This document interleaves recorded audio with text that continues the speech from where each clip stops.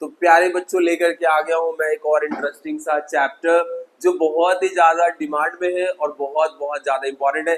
ना सिर्फ ये चैप्टर इंपॉर्टेंट है बल्कि एग्जाम के नजरिए से भी बहुत ज्यादा इंपॉर्टेंट है। क्यों? क्योंकि इसके बहुत सारे क्वेश्चंस एग्जाम में आते ही आते हैं। तो जैसा कि चैप्टर के नाम से पता चल रहा है, टू स्टोरीज अबाउट फ्लाइंग, तो इसमें दो कहानियां होने वाली है। जी हाँ, तो पहली कहानी है हिज फर्स्ट फ्लाइट। जी हाँ, ये इस पहली कहानी को ही आज के लेक्चर में हम करने वाले हैं प्यारे बच्चों, और इसी को पढ़ने वाले हैं और पढ़ने वाले हैं इतने अच्छे से, इतने बढ़िया तरीके से पढ़ने वाले हैं कि आपको पूरा चैप्टर बड़े ही अच्छे से समझ में आने वाला है, बहुत ही अच्छे समझ में आने वाला है और आपके सारे कंफ्यूजन खत्म हो जाएंगे। बस आपको करना क्या है, बने रहना इस लेक्चर के एंड तक। तो चलिए शुरू करते हैं और जानते हैं क्या है कहानी। दरअसल इस कहानी में एक छोटा सीगल की बात हो रही है। सीगल एक छोटा पक्षी है, समुद्र के किनारे रहता है और इसका मुख्य कार्य जो है समुद्र के ऊपर मंडराना है और ये वहीं से अपना गोता लगा करके मछली को समुद्र से पकड़ता है और अपना भोजन और यूं कह ले कि लाइवलीहुड जो है उसका यही है, उसकी आजीविका यही है, उसी से इसका जीवन चलता है। तो ये एक कहानी है इसी सीगल के बारे में, छोटे से इस पक्षी के बारे में।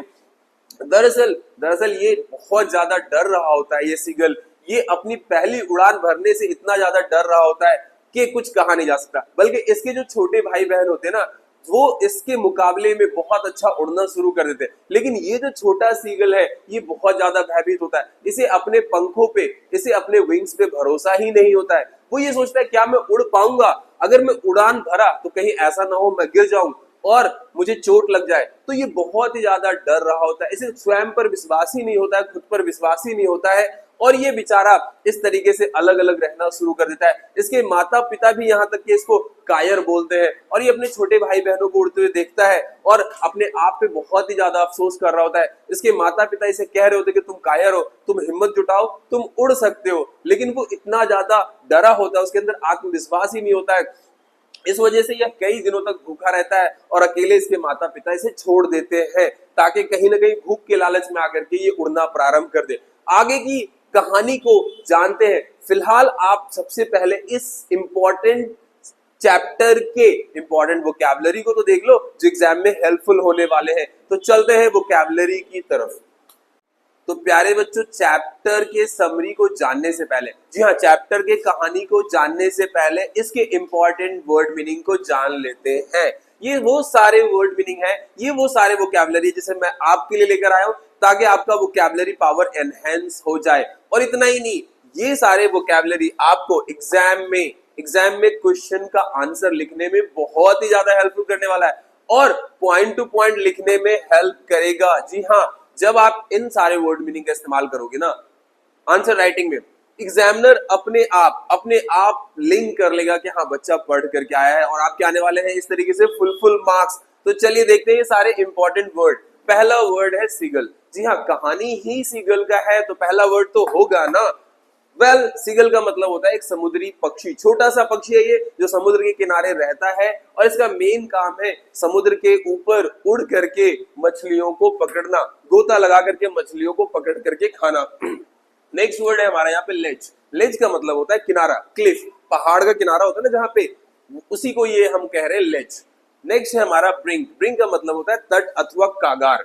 एक्सपेंस का मतलब बच्चों आप तो जानते हो विस्तार, है ना। फ्लैप का मतलब होता है फड़फड़ाना। पक्षी जब उड़ते हैं ना तो उसके पंख से एक आवाज प्रोड्यूस होता है, that is called flap. Mustard का मतलब होता है मुआयना करना। And then plunge. प्लंज का मतलब होता है डुबकी लगाना, गोता लगाना। सीगल क्या करेगा, प्लंज ही तो करेगा ना पानी के अंदर, एंड देन वो अपने फूड को यानी कि मछली को पकड़ेगा खाने के लिए। श्रीली एक साउंड है, तेज स्वर है। अपब्रीडिंग, डांटना। जी हाँ, इस कहानी में आपको पता लगेगा कि किस तरीके से इस वर्ड का इस्तेमाल हो रहा है और मैं इस वर्ड का इस्तेमाल आपको करके दिखाऊंगा। जेबियो, निगलना, जल्दी से खा जाना। नेक्स्ट वर्ड है कावार्डिस। ये दरअसल वर्ड जो आया है कावर्ड से आया। कावर्ड का मतलब होता है कायर और कावार्डिस हो गया तो एडजेक्टिव, कायरता को दर्शा रहा है। प्रीनिंग, आत्मसंतुष्ट होना।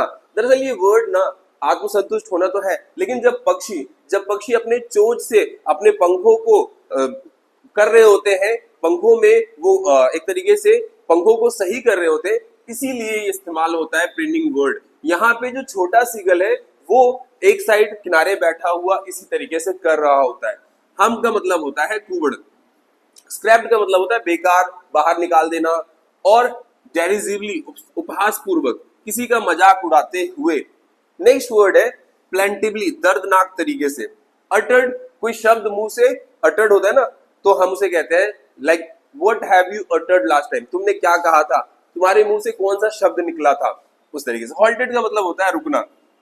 मॉन्स्ट्रस, मॉन्स्ट्रस वर्ड जो है मॉन्स्टर से आया है, तो मॉन्स्ट्रस एक तरीके से इसका एडवर्ब है, तो राक्षसी। नेक्स्ट वर्ड है सीज, सीज का मतलब होता है जब्त करना, छीन लेना, पकड़ लेना। सोरिंग, उड़ने वाला। सूप्ड, झपट्टा मारना, जी हाँ झपट्टा मारना एकदम से। एंड देन आता है कर्वेटिंग, वक्र, घुमाव, तेज घुमाव जो होता है ना उसे कर्व कहते हैं, तो इसका रूट वर्ड कर्व है, कर्व। एंड देन है श्रिकिंग, जोर से चिल्लाना। श्रिली, कोलाहल, पक्षियों की आवाज। एंड रिज का मतलब चोटी। बेकनिंग, इंगित करना, इशारा करना। प्लेट्यू, पठार, और स्किम, छूना। तो ये वो सारे इंपॉर्टेंट वर्ड और वोकैबुलरी थे जो चैप्टर से रिलेटेड थे। और हाँ, ये सारे वोकैबुलरी आपको बहुत ही ज्यादा हेल्प करने वाला है चैप्टर को समझने में। अब हम चलते हैं चैप्टर के कहानी की तरफ, चैप्टर के समरी की तरफ। तो लेकर के आ गया हूं मैं इस चैप्टर का समरी, बहुत ही सिंपल प्रिसाइज वे में, जिसे जानकर, देखकर, समझकर आपका सारा का सारा डाउट, हाँ सारे डाउट बिल्कुल एक एक करके, जितने भी डाउट है ना सारे इस चैप्टर के, तो एटलीस्ट सारे डाउट आपके खत्म हो जाएंगे। तो चलिए बिना टाइम वेस्ट किए शुरू करते हैं इस चैप्टर का, यानी कि आपके हिज फर्स्ट फ्लाइट का समरी। तो the story is written by, so who is the narrator, can you guess? जी हाँ, नैरेटर है Liam O'Flaherty. So he is the narrator. He has written this story. So is about a young seagull. कहानी जो है एक छोटे से young seagull के बारे में है, सीगल पक्षी के बारे में। Who is afraid of fly? जी हाँ, ये तो प्लॉट ही है कहानी का। Who is afraid of fly? है ना? So this is the plot of the story. इसे आप याद रखना। This is the key point. इस पूरे चैप्टर का की है कि वो जो यंग सीगल था, he was flying, डर रहा था ना, हाँ बिल्कुल डर रहा था, जैसे कि अभी लेकिन आई एम डैम श्योर जब तक आप इस चैप्टर के एंड तक रहोगे ना, तो आपका भी सारा का सारा डर, फियर निकल जाएगा। तो चलिए, why was young seagull afraid? क्यों डर रहा था? तो उड़ने से डर रहा था। क्यों डर रहा था उड़ने से? भाई क्योंकि उसे अपने पंखों पे भरोसा नहीं था। उसे डर लग रहा था कि कहीं मैंने अगर अपने पंख फैलाए और उड़ना शुरू किया तो कहीं ऐसा ना हो कि मैं गिर जाऊं और मुझे चोट लग जाए। So that's what he was afraid. चलिए आगे देखते हैं। ऑल हिज यंगर सिबलिंग्स, जो उसके छोटे भाई बहन थे ना, despite there much shorter wings, हालांकि उनके छोटे भाई बहन तो छोटे ही होंगे, है ना, छोटे भाई बहन थे, उनके विंग्स उससे छोटा, उस सीगल से छोटा था जो डर रहा था। फियरलेसली, वो बिना डरे हुए, बिना खौफ खाए हुए, बिना हिचकिचाए, बिना रुके, फियरलेस तरीके से, बिल्कुल शानदार तरीके से उड़ रहे थे। उन्हें बिल्कुल भी डर नहीं लग रहा था। While he was terrified, जबकि वो जो यंग सीगल था, अपने परिवार का सबसे बड़ा सीगल था, अपने परिवार के सीगल्स में यानी कि बच्चों वाले सीगल्स, वो सबसे बड़ा सीगल था, लेकिन बहुत ज्यादा अपने छोटे सिबलिंग से भी ज्यादा डरा होता। जी हाँ, no trust on his wings. Points है मेरे प्यारे, तो इसको भी ध्यान रखना। अभी तक मैंने आपको दो की पॉइंट्स दिए, एक ये हो गया नंबर 1 और number 2। Has no trust on his wings, उसे अपने पंखों पे भरोसा नहीं था। अफ्रेड ऑफ फ्लाई, और डरा हुआ इसीलिए था। तो यहां से दो की पॉइंट्स मिल चुके हैं आपको, इनको बिल्कुल ध्यान में रखिएगा। नाउ द यंग सीगल, जो ये यंग सीगल है ना, the young seagull became sad, उदास हो गया। क्यों उदास हो गया? When he saw his parents, जब उसने देखा कि उसके माता पिता जो है ना परफेक्ट कर रहे उसके छोटे सिबलिंग्स को, यंगर सिबलिंग्स को, in the art of flying, उड़ने में और परफेक्शन ला रहे हैं। उनके माता पिता उन्हें सिखा रहे, जी हाँ, दे आर ट्रेनिंग देम कि ऐसे उड़ो, ऐसे मुड़ो, इस तरीके से। तो ये जो यंग सीगल था ना, ये देखकर और उदास हो जाता है कि यार मेरे से जो छोटे सिबलिंग्स है ना, वो उड़ना सीख रहे हैं और मेरे माता पिता उन्हें ट्रेंड कर रहे, आर्ट ऑफ फ्लाइंग बता रहे, और मैं डरा हुआ हूं। तो ये देख करके वो और ज्यादा दुखी हो जाता है, सैड हो जाता है। हिज पेरेंट्स स्कॉल्ड, इतना ही नहीं, उसके पेरेंट्स उसे धमकाते भी हैं, डराते भी हैं, धमकाते हैं, स्कॉल्ड करते हैं, टाउंट करते हैं, है ना। टॉन्टिंग मतलब क्या? टॉन्ट, टॉन्ट का मतलब, टॉन्ट का मतलब होता है ताना कसना, ताने देना। तो ताना कसते हैं, टॉन्टिंग करते हैं हिम, उस यंग सिबलिंग पे, फॉर नॉट इवन ट्राइंग, कि तुम तो कोशिश भी नहीं कर रहे। उसके माता पिता कर रहे, देखो तुम्हारे छोटे बहन भाई एटलीस्ट कोशिश तो कर रहे, तुम कोशिश भी नहीं कर रहे हो, प्लीज ट्राई, कोशिश तो करो। दे कॉल हिम कावर्ड, हाँ कायर बोलते हैं, ये वर्ड मैंने आपको बताया था। दिस इज द थर्ड की point, they called him coward, कायर बोलते हैं, कहते हैं हाँ तुम कायर हो, तुम उड़ नहीं रहे हो, तुम कायर हो, तुम डर रहे हो, तुम डरपोक हो, तुम कायर हो। भाई हिम्मत तो जोड़ो, हिम्मते बंदा मददे खुदा, है ना, हिम्मते मर्दा बंदे मददे खुदा। जब तक तो हिम्मत नहीं करोगे, हिम्मत नहीं करोगे किसी भी काम के लिए, कोई भी काम, दुनिया का कोई भी काम, जब तक आप हिम्मत नहीं करते हैं वो काम आप नहीं कर सकते, वो काम आप नहीं कर सकते। तो हिम्मत तो पहला काम है किसी भी व्यक्ति का, किसी भी क्रिएचर का करना, है ना। कहते हैं well begin is half done, well begin is half done, हाँ जी, वेल बिगिन, सही शुरुआत काम को आधा कर देता है। लेकिन यहां तो वो शुरू ही नहीं कर रहा है, यंग सीगल डरा हुआ है, इसीलिए उसे उसके माता पिता क्या कह रहे, कर कायर, डरपोक कह रहे हैं। दे टेल हिम, वो से कहते अ लॉट टू, बहुत कहते हैं कि मान जाओ, कोशिश करो, लेकिन वो कर नहीं होता है। सो एटलीस्ट ट्राई, कि कोशिश तो करो, एटलीस्ट कोशिश तो करो। परिणाम का क्या होगा, परिणाम आता जाता रहेगा भाई, कोई दिक्कत नहीं है। परिणाम तो, परिणाम की चिंता मत करो, बस आप अपना कर्म करो, परिणाम का देखा जाएगा, जो होगा सो होगा, परिणाम की चिंता मत करो, आप केवल कर्म की चिंता करो, कर्म करो बस, परिणाम तो आएगा ही आएगा। तो वही उसके माता पिता कर रहे थे कि मेरे प्यारे बच्चे, मेरे प्यारे बच्चे, तू बस कर्म कर, फल की चिंता छोड़ दे, तू बस कोशिश कर। तो बहुत ज्यादा उसको उकसा रहे होते, लेकिन वो डरा हुआ होता है। एंड ऑल्सो थ्रेटन हिम, और उसे धमकी भी दे डालते उसके माता पिता, हिम टू लीव अलोन, कि हम तुम्हें अकेला छोड़ देंगे। जी हाँ, तू अकेला रहेगा, तुम अकेले, तुम्हें अकेला रहना पड़ेगा। एंड हंग्री, और भूखे प्यासे भी रहना पड़ेगा, इफ ही डज नॉट, यदि वह उनकी बात नहीं माना तो। जी हाँ, अक्सर होता है ना, माता पिता अपने बच्चों को डराते हैं, धमकाते हैं कि अगर तुम मेरी बात नहीं मानोगे तो मैं तुम्हें भोजन नहीं दूंगा, मैं तुम्हें वस्त्र नहीं दिलाऊंगा, मैं तुम्हें पॉकेट मनी नहीं दूंगा। इस तरीके से बहुत सारे ऐसे टेंट्रम्स होते हैं जिसके द्वारा माता पिता जो है, पेरेंट जो है, बच्चों को कन्विंस करने की कोशिश करते हैं। सो these are the tools, these are the techniques through which any children, any child can be brought on the right track, है ना। तो यहाँ पे यंग सीगल को भी सही रास्ते पे लाने के लिए उसके माता पिता इसी तरीके से धमका भी रहे, डरा भी रहे और लालच भी दे रहे। चलिए आगे। द फॉलोइंग डे, अगले दिन ही लेफ्ट अलोन, अगले दिन सचमुच में उसके माता पिता अकेला छोड़ देते, जाओ अकेले रहो, जब तुम हमारी बात ही नहीं मानोगे तो अकेले रहो। तो अगले दिन उसके माता पिता उसे अकेले छोड़ देते। एंड अपॉन फीलिंग हंग्री, और वो बेचारा यंग सीगल भूखा होता है, भूख लग रही होती है, क्योंकि कल का ही भोजन खाया हुआ है, आज कुछ भी नहीं मिला, उसके माता पिता ला के नहीं दिए। And he tries to seek, और वो क्या कर रहा होता है, he tries to seek attention, वो अपनी माता पिता का ध्यान अपनी ओर लाना चाह रहा होता है, अपने परिवार के सदस्यों का अपनी तरफ ध्यान खींचना चाह रहा होता है। लेकिन मेरे प्यारे बच्चों, माता पिता ने तो पहले धमकी दे दिया था कि अगर तुमने कोशिश नहीं किया ना तो कल हम लोग सारे परिवार के सदस्य तुमसे अलग हो जाएंगे, तुम्हें अलग रहना पड़ेगा, भूखे रहना पड़ेगा। ठीक है, तो आई होप आप इतना सारा कुछ समझ चुके होंगे। चलते हैं आगे, देखते हैं।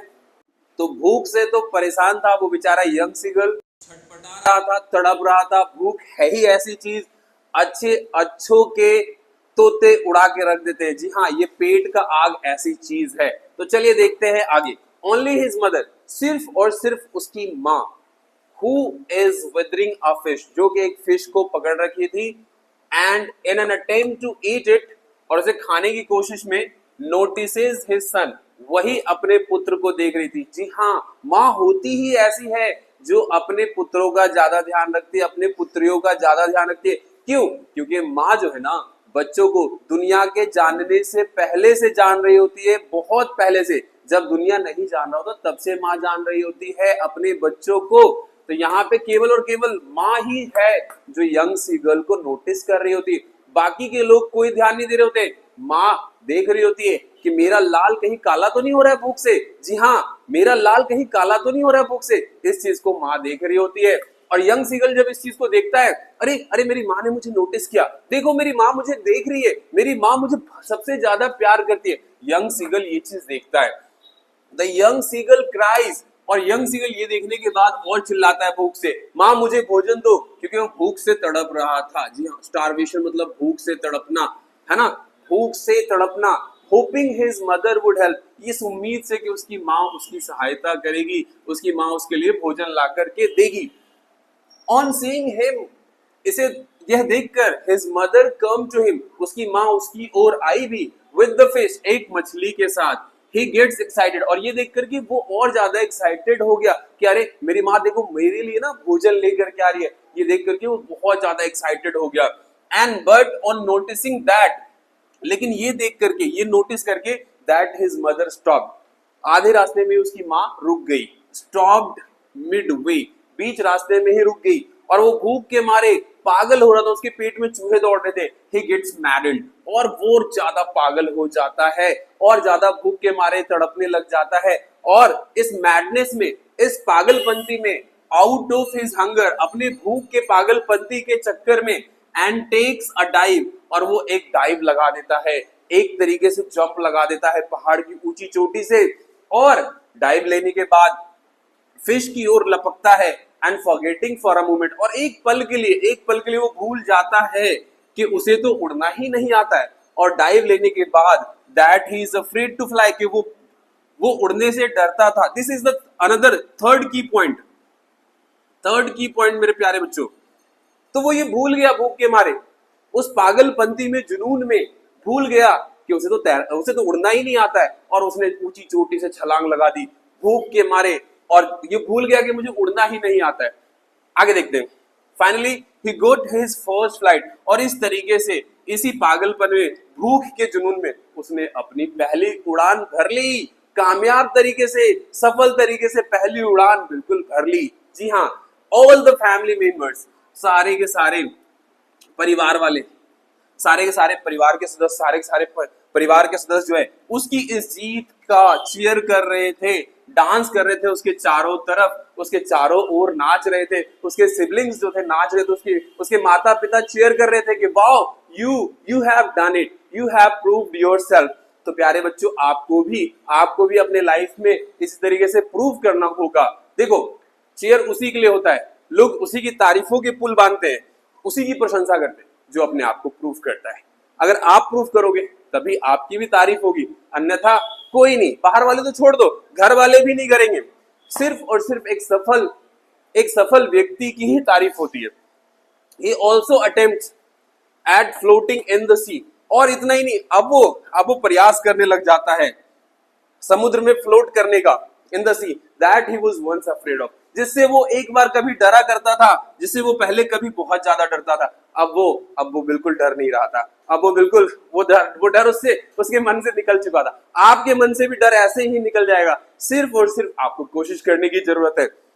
Thus he overcome his fears, इस प्रकार से वह अपने फियर से, अपने डर से निकल चुका होता है, उसका डर उसके मन से निकल चुका होता है। एंड रियलाइजेस दैट इट, और ये महसूस करता है that it is all in the mind, और वो ये महसूस करता है डर केवल उसके दिमाग में था, उसके जहन में था। डर जैसी कोई चीज ही नहीं है। बस आप कोशिश करो, कोशिश करोगे जरूर सफलता मिलेगी। प्यारे बच्चों, जल्दी मिलते हैं एक और अच्छे से चैप्टर में। वीडियो पसंद आया हो तो इसे रुकने मत देना, लाइक और शेयर करते रहना।